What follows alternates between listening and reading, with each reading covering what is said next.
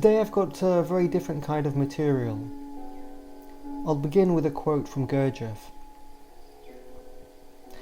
Man is neither angel nor beast, but only he will deserve the name of man and can count upon everything prepared for him from above, who has already acquired corresponding data for being able to preserve intact both the wolf and the sheep confided to his care.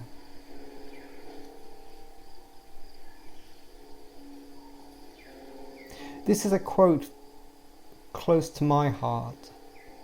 I recognize the importance of maintaining the different faculties inside of me, both the saint and the religious man, but also the underworld's powers, the power of the inner animals, their ferocity, their purity.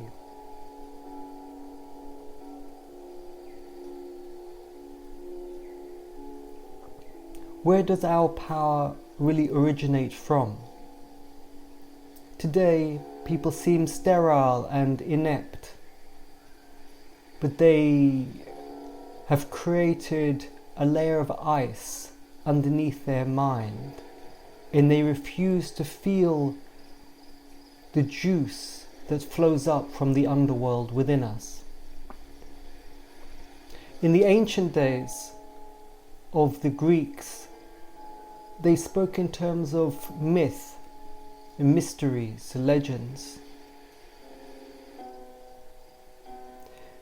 Of the Furies, it was said, the blood, as it scattered here and there and spilled on the soil, gave rise to the giants and the Furies, the ghouls who sometimes with grim irony are called Eumenides, the kindly ones. They protect the sacred bonds of family life and hunt down those who deliberately murder blood kin. That was something of the legend of the Furies. But each level of life has to maintain itself, otherwise it will not exist. And the underworld and the world of the family, the animal level, has to protect itself.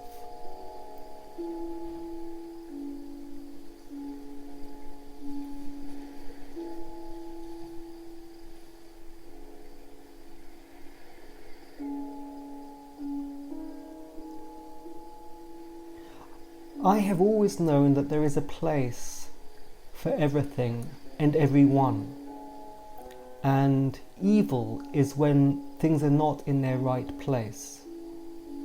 Evil is not negativity, it is not anger, it is not lightning, it is not the wolf or the tiger. That is not evil, because everything has its place. It protects something and it conserves something. It has a juiciness. It has a ferocity. Gurdjieff once said that anger could become a great force one day, but you had to steer it in the right direction. You had to allow its power to flow into something higher, into its purity. In terms of the wolf and sheep, the media of today has them being best buddies. It's a very childish idea. In general, the degeneracy of the modern world is like this. Men and women stop being men and women. Everything loses its saltiness, its force, its purity, and they unwind until they're all the same. But that is not what Gurdjieff means. Gurdjieff means that each one, each force, each power is maintained and honed and sharpened and respected and valued. Real respect and real value is to love the nature of things, not to say all the nature is the same, which is ridiculous. I found this picture of sheep in the wild with their horns and their groups, and yes, even their fierce looks, quite different from the domestic degenerate creatures that you see in fields these days. And likewise with the people of the modern society. Human beings have only succeeded in domesticating themselves, and if it continues, they will be no more.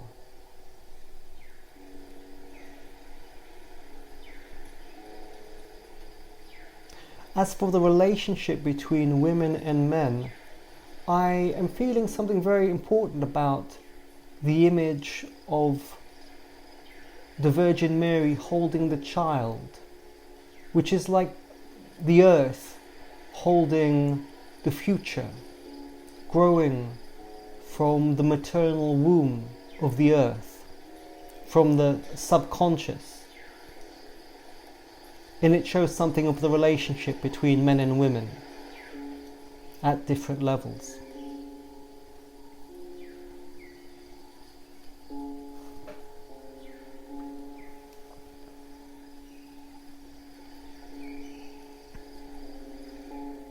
From Gurdjieff, here is another story of wolf and sheep.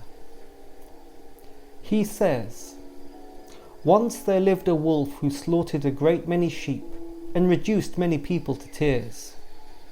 At length, and I don't know why, he suddenly felt qualms of conscience and began to repent his life, so he decided to reform and to slaughter no more. In order to do this seriously, he went to a priest and asked him to hold a thanksgiving service. The priest began the service, and the wolf stood weeping and praying in the church. The service was long. The wolf had slaughtered many of the priest's own sheep, therefore the priest prayed earnestly that the wolf would indeed reform.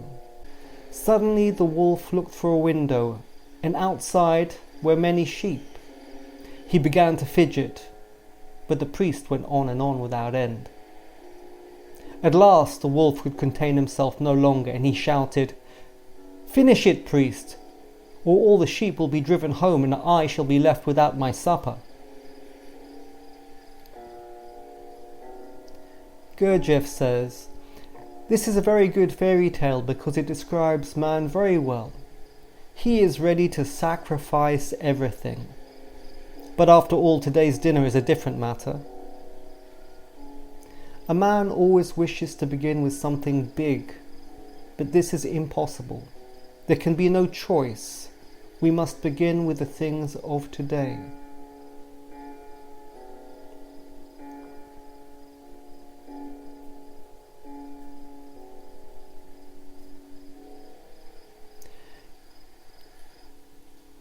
We are three-centered beings, which means that we encounter reality through three separate planes, channels of existence: the physical, the emotional, and the mental. And together, knowledge can be acquired. It is as if we can triangulate and understand reality only if we use the three planes together. And I would say that these special people is to whom the Gurdjieff teaching is directed. And when you get close to that, when you get close to being able to use the three planes together, and something starts arcing across the gap, that's when you begin to feel the meaning of Gurdjieff's teaching.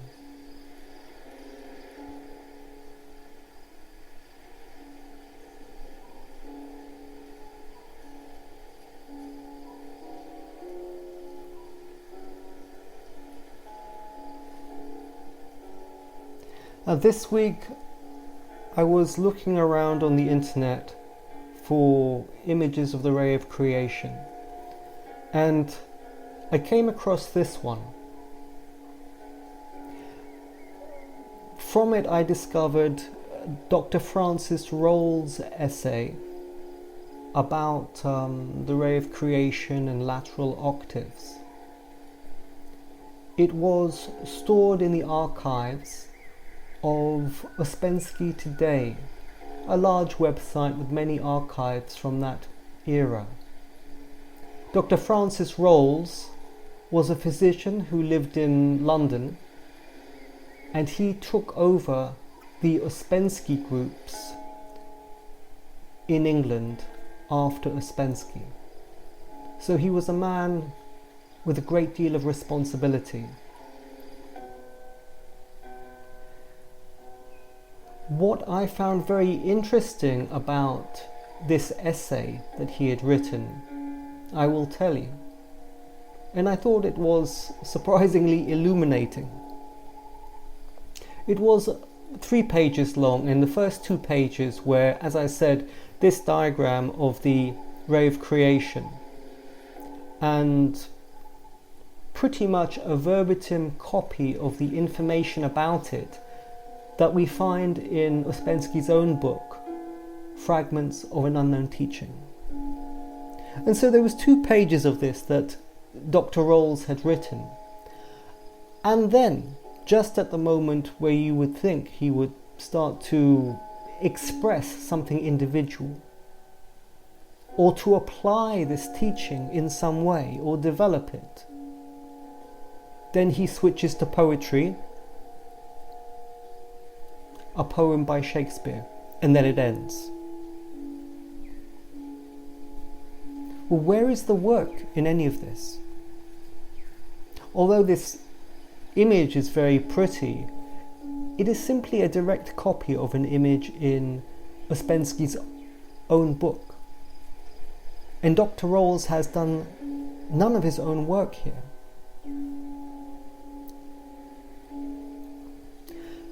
Looking through his work and his material, it seems that all the essays are the same, and there are many of them stretching through many years, but each time he simply presents something as a verbatim copy of the material either from Gurdjieff or Ouspensky,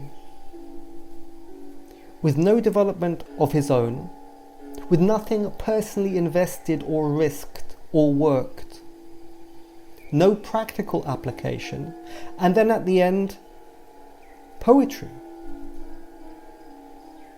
And the poetry means that when he gets to the end, he has a feeling inside that it's not quite enough to simply copy it out of Ouspensky's books, so he has to do something else.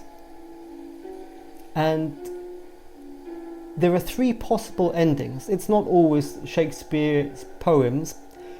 It's either poetry, or it is the words of a Swami that he was interested in, or I think in the modern era they have chosen one of the modern fourth-rate gurus, Rupert Spira, and the words of those 3 men come after the verbatim copies.